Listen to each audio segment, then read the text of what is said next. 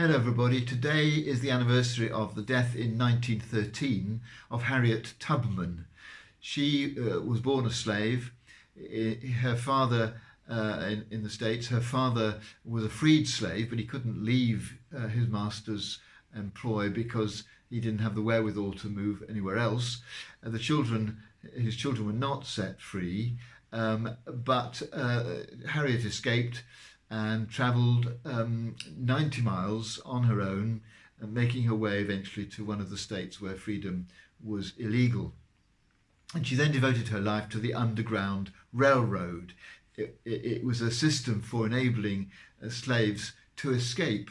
It was neither underground nor a railroad, but they used the language of railways to describe and to keep secret the activity, so that those who helped slaves were called conductors, and the safe houses were called stations, and the route that they followed were called lines.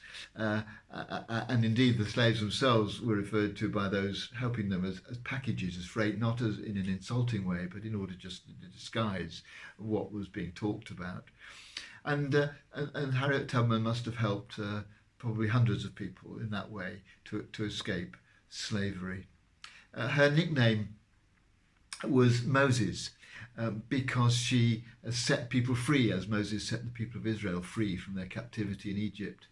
I think that's a nickname I wouldn't mind having, and maybe you would too, if it represented the fact that the way we approach people is to try and set them free.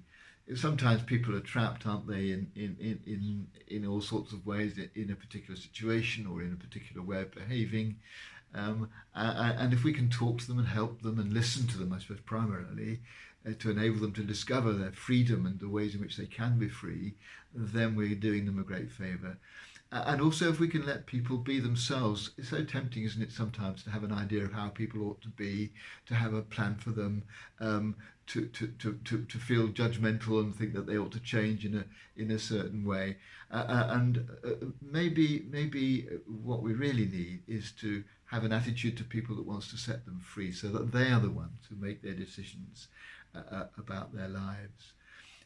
It's an attitude to people which I think is Christ-like, and is very human, and enables us human beings to become who we're meant to be, and that is, of course, each uniquely individual with our own idea of what freedom is.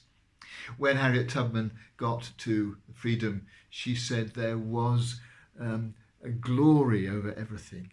The sun came out like gold through the trees and over the fields, and I felt like I was in heaven.